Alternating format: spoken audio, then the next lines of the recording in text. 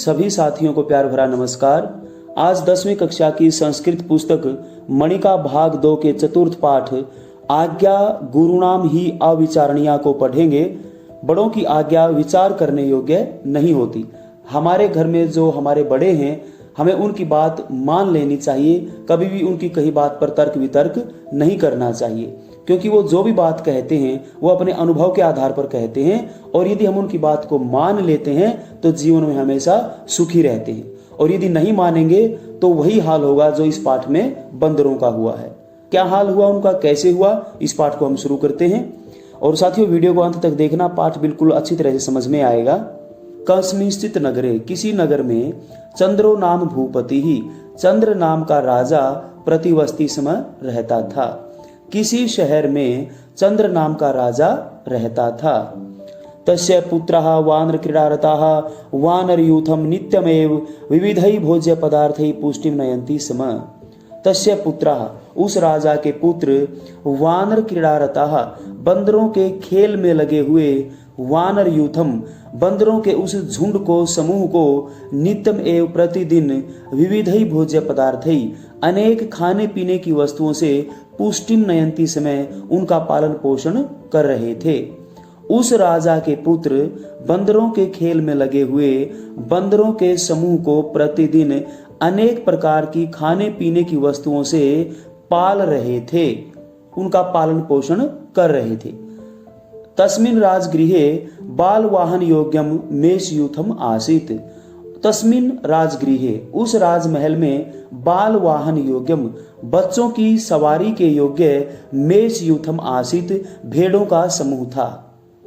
उस राजमहल में बच्चों की सवारी के योग्य एक भेड़ों का झुंड भी था। देखिए, भेड़ क्यों रखी हुई राजमहल में? क्योंकि कोई हिंसक प्राणी नहीं है और बच्चों के भार को वो सहन भी कर सकती है, इसलिए वो वहां पर रखी गई थी कि बच्चे इन पर बैठें और सवारी करें। तेषाम मेषाणाम मध्ये एको मेषः जिह्वा लोलुपतया अहर्निशम महानसम प्रविश्य यत् पश्यति तद भक्षयति। तेषाम मेषाणाम मध्ये, उन भेड़ों के बीच में से, एको मेषः, एक भेड़, जिह्वा लोलुपतया, जीभ के स्वाद के कारण, अहर्निशम, दिन रात, महानसम, प्रविश्य, रसोई घर में घुसकर, यत पश्यति तद भक्षयति, जो कुछ भी देखता उसे खा जाता। उन भेड़ों के समूह में से एक भेड़ जीभ के स्वाद के कारण दिन रात रसोई घर में घुसकर जो कुछ भी देखता उसे खा जाता। उसको जीभ का स्वाद पड़ गया। कभी वहां पर रसोइये नहीं होंगे खाना बनाने वाले, उसको अच्छे व्यंजन मिल गए होंगे खाने को, तो इस कारण से उसको जीभ का स्वाद आ गया और दिन रात कभी भी घुसता और जो कुछ भी मिलता उसे खा जाता था। ते च सूपकाराः यत् किंचित काष्ठम मृण्मयम भाजनम कांस्य ताम्र पात्रम वा पश्यन्ति तेन तम आसु ताड़यन्ति स्म। ते च, और वे, सूपकाराः, रसोइये या पाचक, यत् किंचित काष्ठम, जो कुछ भी लकड़ी का, मृण्मयम भाजनम, मिट्टी का बर्तन, कांस्य ताम्र पात्रम हुआ, या फिर कांसे का या तांबे का कोई बर्तन, पश्यंती, देखते हैं, तेन, उसी से, तम, उसको, भेड़ को, आंसू, शीघ्र ही, ताड़यंती, समय, पीटने लग जाते थे। और वे पाचक या रसोइये जो कुछ भी लकड़ी का, मिट्टी का बर्तन या फिर कांसे का या तांबे का बर्तन देखते, उसी से उस भेड़ को पीटने लग जाते थे। मेषस्य सूपकाराणाम च कलहम अवेक्ष्य नीतिविदाम अग्रणीः वानरयूथपतिः अचिन्तयत्। मेषस्य, भेड़ का, सूपकाराणाम च, और रसोइयों का, कलहम अवेक्ष्य, झगड़ा देखकर, नीतिविदाम, नीति शास्त्र को जानने वाले, अग्रणी, नेता, वानरयूथपति, बंदरों के समूह का स्वामी, अचिंतयत, सोचने लगा। भेड़ का और रसोइयों का झगड़ा देखकर नीति शास्त्र को जानने वाला नेता और उन बंदरों का स्वामी सोचने लगा, एतेषाम कलहो न वानराणाम हिताय। एतेषाम कलह, इनका झगड़ा, न वानराणाम हिताय, बंदरों के हित में नहीं है। क्या सोचने लगा कि भेड़ का और रसोइयों का जो झगड़ा है वह बंदरों के हित में नहीं है।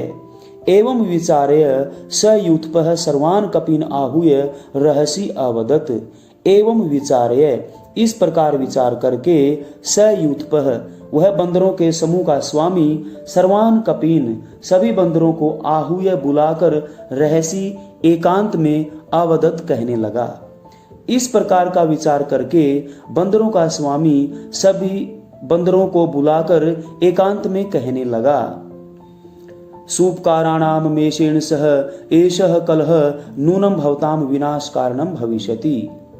सूपकाराणाम मेषेण सह पाचकों का भेड़ के साथ एषः कलह यह झगड़ा नूनम निश्चय ही भवताम विनाश कारणम भविष्यति आप सभी के विनाश का कारण बनेगा। रसोइयों का भेड़ के साथ प्रतिदिन यह होने वाला झगड़ा निश्चय ही आप सभी के विनाश का कारण बनेगा। यानी कि झगड़ा तो इन दोनों का है, लेकिन इनके झगड़े से तुम्हारा विनाश अवश्य ही हो जाएगा। उक्तम ही कहा भी गया है, तस्मात् स्यात् कलहो यत्र गृहे नित्यमा कारणः तद गृहम जीवितम वांछन दूरतः परिवर्जयेत। अन्वय के माध्यम से इसका अर्थ देखते हैं। तस्मात् यत्र गृहे नित्यम अकारणः कलह स्यात्, तस्मात् इसलिए यत्र गृहे जिस घर में नित्यम प्रतिदिन अकारणः बिना किसी कारण के ही कलह झगड़ा स्यात् हो, इसलिए जिस घर में प्रतिदिन बिना किसी कारण के ही झगड़ा हो, जीवितम वांछन जीवित रहने के इच्छुक व्यक्ति को तद गृहम उस घर को दूरतः परिवर्जयेत दूर से ही छोड़ देना चाहिए। कहने का तात्पर्य ये है कि जिस घर में प्रतिदिन बिना किसी कारण के ही झगड़ा होता हो, जो व्यक्ति जीवित रहना चाहते हैं वे व्यक्ति उस घर को दूर से ही छोड़ देते हैं।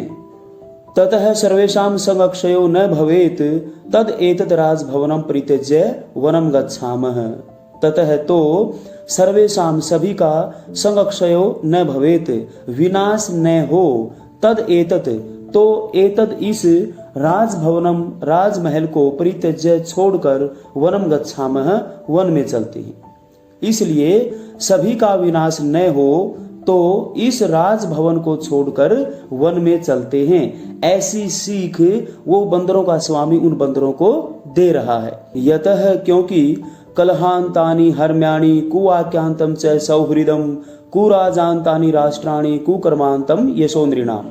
हर्म्याणि महल, कलहांतानि झगड़ों के कारण नष्ट हो जाते हैं, च सौहृदम और मित्रता, कुवाक्यांतम बुरे वाक्यों के कारण नष्ट हो जाती है, राष्ट्राणी देश, कुराजांतानी दुष्ट राजाओं के कारण नष्ट हो जाते हैं, नृणाम मनुष्यों का यश कीर्ति प्रसिद्धि, च और कुकर्मांतम बुरे कार्य करने के कारण नष्ट हो जाती है।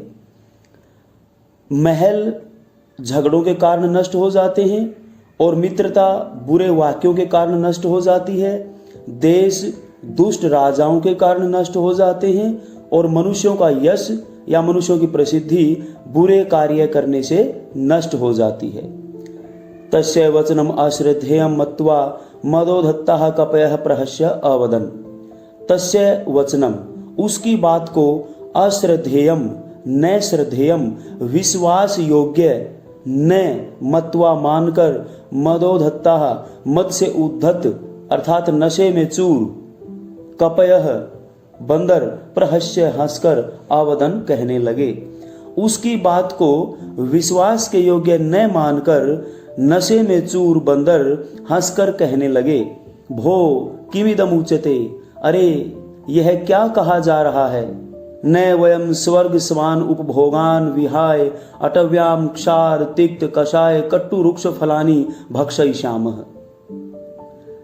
न वयम हम सब स्वर्ग समान उपभोगान स्वर्ग के समान मिलने वाले यहाँ के भोज्य पदार्थों को विहाय छोड़कर अटव्याम जंगल में क्षार खारे तिक्त तीखे कषाय कशैले कटु कड़वे रुक्ष रूखे फलानी न भक्षयिष्यामः नहीं खाएंगे। हम स्वर्ग के समान मिलने वाले इन उपभोगों को छोड़कर जंगल में खारे तीखे कशैले कड़वे और रूखे फलों को नहीं खाएंगे। तत्श्रुत्वा साश्रुनयनो यूथपति स गदगदम उक्तवान। तत्श्रुत्वा उसे सुनकर स अश्रुनयनो आंसू भरी आंखों वाला यूथपति बंदरों के समूह का स्वामी स गदगदम भावुक होकर उक्तवान कहने लगा। उसे सुनकर आंसू भरी आंखों वाला बंदरों का स्वामी भावुक होकर कहने लगा, रसना स्वाद लुब्धा यूयम अस्य सुखस्य कुपरिणामम न जानीत। रसना जीभ स्वाद लुब्धा स्वाद के लोभी, यूयम तुम सब अस्य सुखस्य इस सुख के कुपरिणामम बुरे परिणाम को न जानित नहीं जान पा रहे हो। जीभ के स्वाद के लोभी तुम सब इस सुख के दुष्परिणाम को नहीं जान पा रहे हो। अहम तु वनम गच्छामि, मैं तो वन में जा रहा हूं। और ऐसा कहकर वह झुंड का स्वामी वहां से चला गया। अथ अन्यस्मिन् अहनि सह मेषो यावत महानसम प्रविशति तावत सूपकारेण अर्धजवलित काष्ठेन ताड़ितः। अथ अब अन्यस्मिन् अहनि अन्य किसी दिन स मेष वह भेड़ यावत महानसम प्रविशति जैसे ही रसोई में घुसता है तावत तभी सूपकारेण पाचक द्वारा अर्धजवलित काष्ठेन आधी जली हुई लकड़ी से ताड़ितः पीटा गया। अब अन्य किसी दिन वह भेड़ जैसे ही रसोई में घुसता है तभी पाचक द्वारा आधी जली हुई लकड़ी से पीटा जाता है। ऊर्णा प्रचुरः मेषः वहनिना जाज्वल्यमान शरीरः निकटस्थाम अश्वशालाम प्रविशति दाह वेदनया च भूमौ लुठति। ऊर्णा होता है ऊन, प्रचुर है अधिकता, ऊन की अधिकता वाला मेषः भेड़, वहनिना आग से जाज्वल्यमान शरीर है जले हुए शरीर वाला, निकटस्थाम पास की ही अश्वशालाम घुड़शाला में प्रविशति प्रवेश करता है।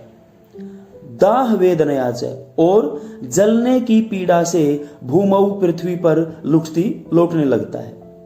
ऊन की अधिकता वाला वह भेड़ आग द्वारा जले हुए शरीर वाला पास की ही एक घुड़शाला में प्रवेश करता है और जलने की पीड़ा से भूमि पर लौटने लगता है। तस्य क्षितौ प्रलुप्तः तृणेषु वहनी ज्वाला समुत्थिताः। तस्य उसके क्षितौ भूमि पर प्रलुप्तः लेटने पर, तृणेषु घास में, वहनी ज्वाला आग की लपटें समुत्थिता उठने लगी। उसके इस प्रकार भूमि पर लेटने के कारण घास से आग की लपटें उठने लगी। जैसे ही जली हुई लकड़ी से उसको मारा था तो उसके ऊन में आग लग गई और ऊन में आग लगने से जैसे उसको दर्द हुआ तो वो नीचे धरती पर लेटने लगा। तो नीचे घास थी और घास में वो आग लग गई और वहां पर अग्नि की लपटें खूब उठने लगी। ज्वालामाकुलाः अश्वाः प्राणत्राणाय इतस्ततः अधावन। ज्वालामालाकुलाः आग की लपटों से व्याकुल घोड़े प्राणत्राणाय अपनी जान बचाने के लिए इतस्ततः इधर उधर अधावन दौड़ने लगे। आग की लपटों से व्याकुल घोड़े प्राण बचाने के लिए इधर उधर दौड़ने लगे। तेषु केचित् दग्धाः केचिद् अर्धदग्धाः केचन च पंचत्वं गताः। तेषु उनमें से, उन घोड़ों में से केचित् दग्धा कुछ जल गए, केचिद् अर्धदग्धा कुछ आधे जल गए, केचन च और कुछ पंचत्वम गताः कुछ मृत्यु को प्राप्त हो गए अर्थात मर गए।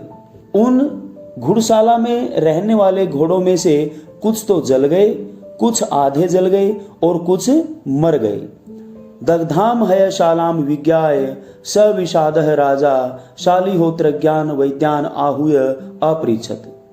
दग्धाम हयशालाम जली हुई घुड़शाला को विज्ञाय जानकर स विषादः दुख से भरा हुआ राजा शालिहोत्र ज्ञान, शालिहोत्र शास्त्र के ज्ञाता वैद्यान वैद्यों को, डॉक्टरों को आहूय बुलाकर अपृच्छत पूछने लगा।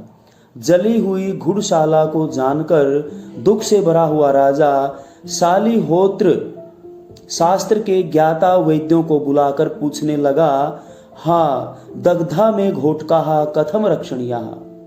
हाँ अरे दग्धा में घोटका, जले हुए मेरे घोड़े कथम रक्षणिया, कैसे बचाए जाएं। जले हुए मेरे घोड़े कैसे बचाए जाएं। सपदी उपाय है क्रियताम, सपदी शीघ्र ही जल्दी ही उपाय कीजिए।